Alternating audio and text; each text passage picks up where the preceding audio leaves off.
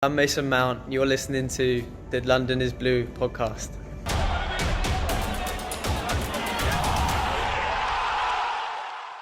All right, Chelsea fans, welcome back. Another episode of London is Blue podcast. This is our second episode of the week, so if you missed the first one, go back and listen. We talked about the contract extensions as announced, a date of recording for Olivier Giroud and Willy Caballero. This time, though, we are moving on. As always, your host, Brandon, joined by Nick and Dan. Special guest this week, Mike Ryan Ruiz.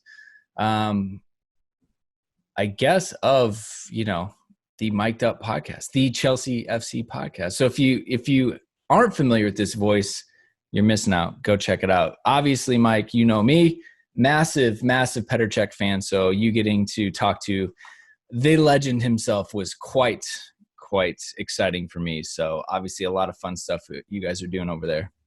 Yeah, it was a hell of an experience to open up a Zoom chat and see Petr Cech join the room. It was pretty surreal. One of my all-time favorite keepers as well. And it's starting a bizarre streak on Chelsea Mic'd Up. Apparently, not only the official Chelsea podcast, but the official podcast of soccer players with metal plates in their heads, as we have Petr Cech and then Brian McBride on this week's episode. So we got to find a third to complete the hat trick, a third player with plates in his head. I'm open to any and all suggestions. Do the kids still say weird flex, bro? But quite random to say the least. This episode, though, Nick, is going to be all about that night in Munich. Obviously, we're about a week removed from when it all happened. But, I mean, are you really going to get mad at us for finding another excuse to relive that? No, if it was a Tuesday in December, I think we'd find joy in our hearts to talk about this.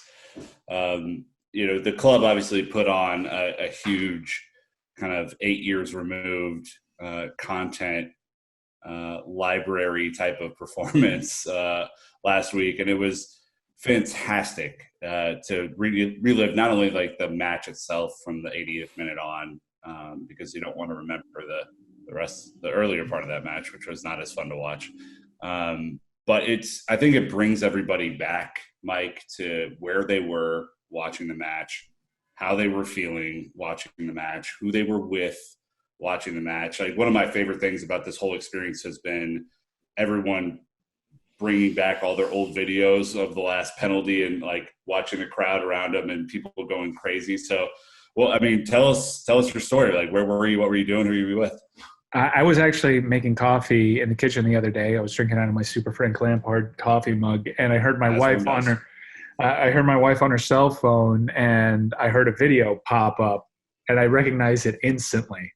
I just knew exactly what she was watching. I'm not on Facebook, so I don't have the memories pop up. And sure enough, 8 years ago, she goes, this was 8 years ago. She wasn't even with me in the pub that day. I just sent her that video of me celebrating at a soccer pub that's no longer around. And I look at that video, I'm like, man, what's going on with that hair? This is before I started getting haircuts regularly and go to the gym. And I was like, you have the whole world. Your whole life is ahead of you, young buck. But just know, it never gets better than that one moment in 2012 in Munich. And in reliving all these things, I remember that match so vividly, but so many crazy things happened within that match that otherwise memorable moments in a soccer match, you tend to forget because they just sort of get overshadowed by, Drogba 88 and the Robin Cech penalty sequence.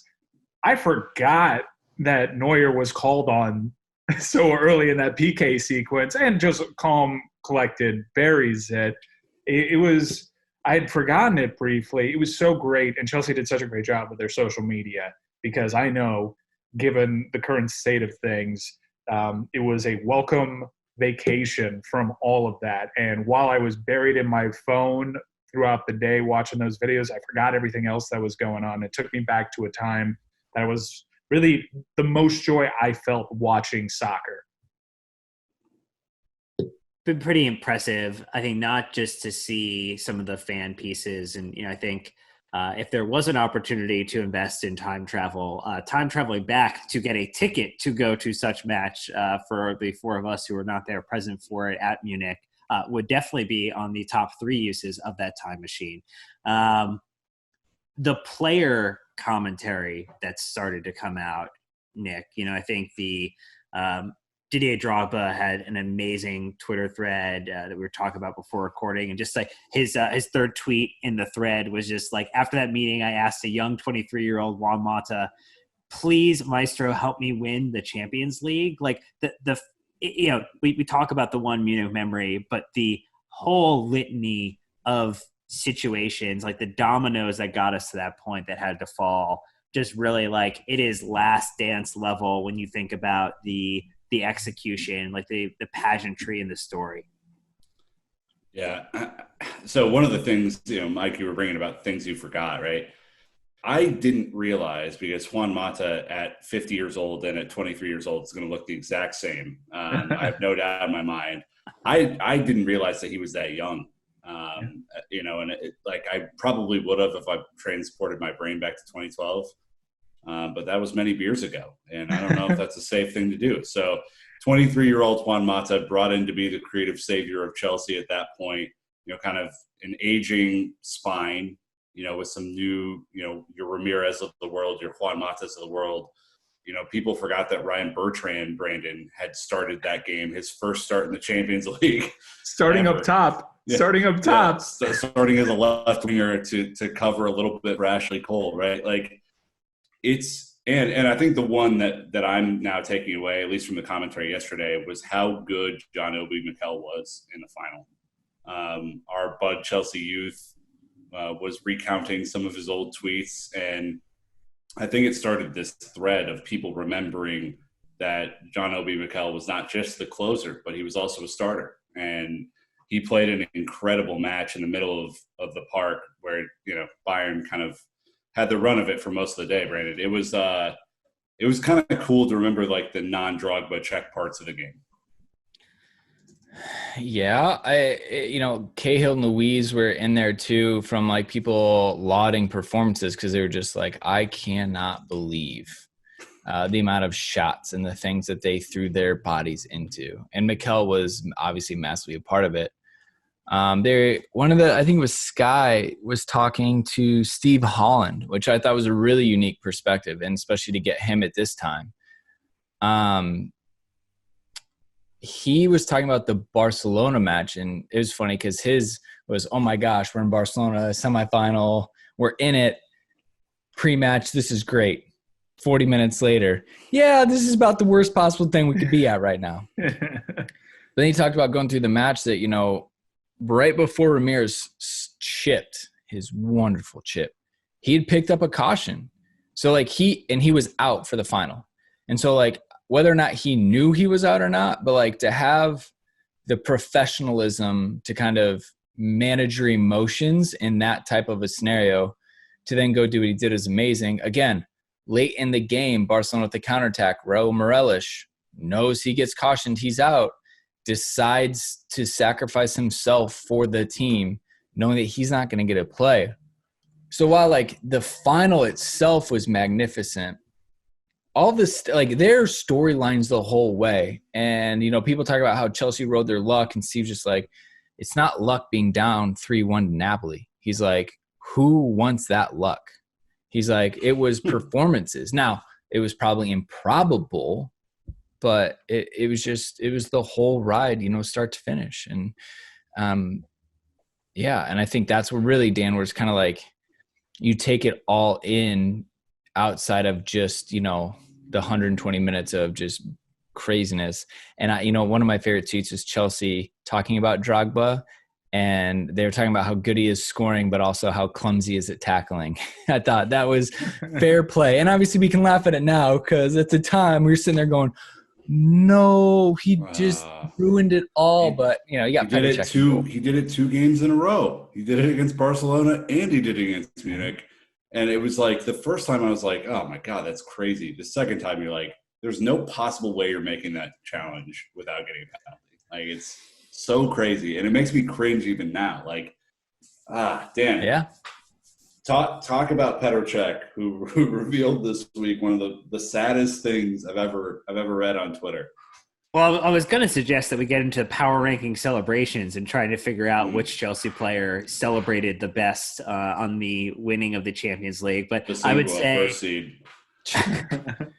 I would say Petr Cech probably has to be at the bottom because he revealed that he quote tweeted Chelsea's like, oh, and from the locker room, like Didier Drogba, really great at celebrating too. And Cech was like, yeah, I wasn't there. It's my first time seeing it. I went straight into doping control right afterwards. Forever. Not 5 minutes, like an hour. Well, look, when you're that flipping good, when you're just like standing on your head, quality good in a match, yeah, I could see it. I mean, look, Chelsea fans knew Petr Cech was that good, so they could have just asked. They could have grabbed a sampling of 5 random Chelsea fans that evening and said, hey, is he always that good? They would have all said yes. And the doping control test would have been done. That's what they should have done. They should have modified the way that they controlled it. Mike, is that not the most American thing? Like you stand on your head, I'm thinking back to the Tim Howard, 18 saves in the World Cup. He went into doping control right away too. It's like, if you have such a good performance, they're like, oh, this dude's definitely cheating. Yeah. Yep. That, the NFL, I think anytime a punter or kicker has a fake and throws for a touchdown, they get immediately tested. So it does seem like the most American doping test ever. Not to take another opportunity to plug Chelsea mic'd up, but we did have Petr Cech on a recent episode, and we asked him specifically about that PK that he saved in extra time, and goosebumps, you guys.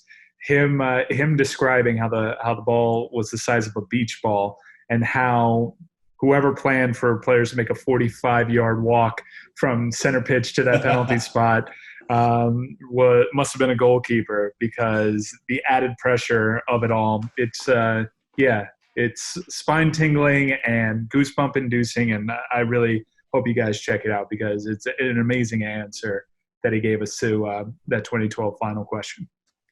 So I'm on Who Scored, and Petr Cech, far and away player of the match with a 9.8 rating, which is for someone who didn't. Someone who didn't score a hat trick is pretty impressive.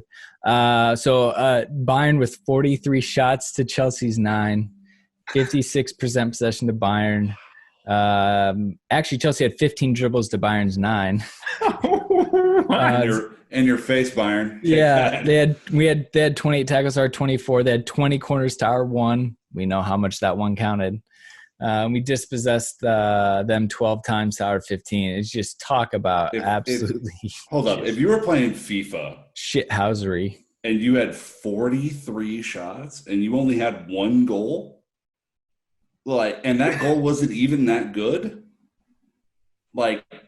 oh, come on. That's just horrible finishing. Good Well, Lord. I mean, it speaks to the point of what David Luiz and Gary Cahill and the likes of John Obi Mikel. It's just, if you remember that game, Chelsea players were flying all over the place to sacrifice every inch of their bodies to make sure those shots weren't getting to Petr Cech. I just looked it up right now. Chelsea blocked 22 of those shots. Yeah. The 22 of those 43, it's an insane number. My God, 43. I did a double take when you said that, because that's one of those things. How do you forget 37 of those shots? It's crazy. Well, it's like Space Jam when they figure out that, the secret sauce or whatever isn't, anything. Placebo. John Terry had to go around at halftime and just doing the secret sauce, because it's wild, man. I remember watching it with my best friend in Omaha, and, we were so into it. We had, kind of relived Moscow right before the match, and we were talking about it, and we both walked in there not expecting Chelsea to win. So our expectations were set appropriately. I mean, it was in Munich Stadium. They were the better team at that point. We had 5 players suspended. I mean, everything going against us. And I couldn't watch the last penalty. I actually couldn't watch any of the penalties, but I couldn't watch the last one especially. And I asked Joe to tap me on the shoulder if Drogba scored, and he laid me out. Completely laid me out in the middle of this crowded bar. And we just went around hugging people we didn't know, taking shots. I mean, we partied for 11 hours. It was awesome. It was the best day ever. Nick, you know what's weird is I'm not going to say I wasn't at all nervous during the Robin PK and then the actual PK sequence, but there was something hugely calming about that Drogba 88th minute equalizer, because up until that point, as soon as he scores that goal, I'm like, this is ours. Like I don't know if the Team of Destiny thing is real, but if there was ever a team to prove the Team of Destiny thing is real, it was that 2012, from the comeback against Napoli to what happened against Barcelona. You can make a 30 for 30 on each one of those matches. And then to get that far, I'm like, the story just doesn't end with Drogba equalizing and then us losing in Munich. They got to see this thing out. And once we equalized, I had that confidence. It's going to be our day. And then I got really drunk with two other people in downtown Brickell, and no one else knew what was going on, and I didn't care. One of the happiest moments of my life. I don't know if you know this, Omaha, Nebraska, also there wasn't a whole lot of care going on. Huge Chelsea bastion, right? Yeah, for the Champions League final. But all right, last question on this, because I'm gonna pivot it away. Who had the best penalty in the shootout? David Luiz.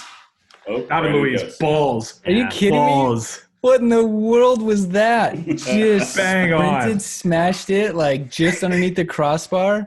Chelsea's social media accounts, dude. They were showing all the PKs, and I got nervous watching David Luiz take it again, Oh my even gosh. knowing that it would go in. He didn't even think about it. He just walked up, said, "Go, I'm going." You're like, wait, think, like, strategize. The best part about David Luiz is that a David Luiz never thinks. There's no point. No. You just play with instinct. That's a pure instinct. There's only one switch, and it's on. It is on all the time. Yeah, and shout out to Ashley Cole, by the way, whose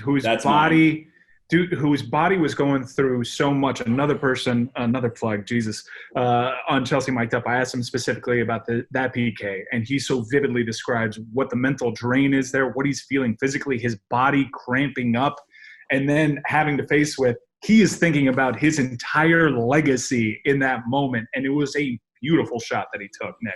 I mean, it's legitimately, it's the best penalty of the bunch, and it's really not that close, if I'm honest. Like, to side net Neuer is to have such confidence in your own shot that Neuer went the right way and is, tremendous at stopping penalties and didn't really get that close to it. And I remember watching my favorite video of the whole day, and there's so many, but the Cundy studio footage where all the Chelsea TV people are together and they're hanging out, and someone's yelling during the middle of this, and Cundy's like, "This is the most important one because you got to get back level. You got to put pressure on Ivica Olic or whatever to do his thing."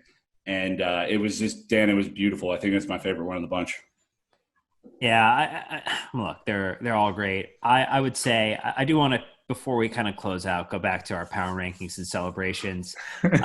Number one has to be Captain Lear legend John Terry for not even playing a single minute and walking out.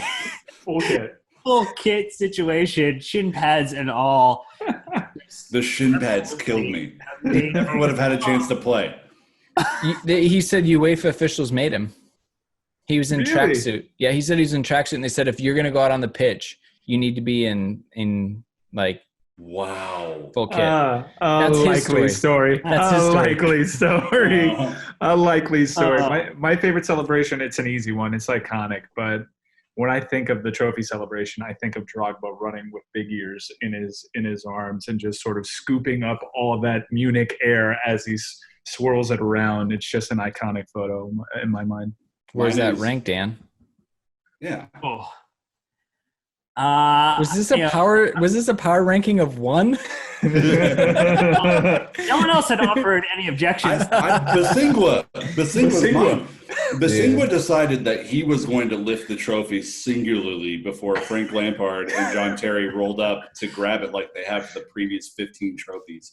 Basingwa was the guy who was running around getting selfies with everyone, pointing in the the dude never played for Chelsea again, and it was the moment. We talked about this before.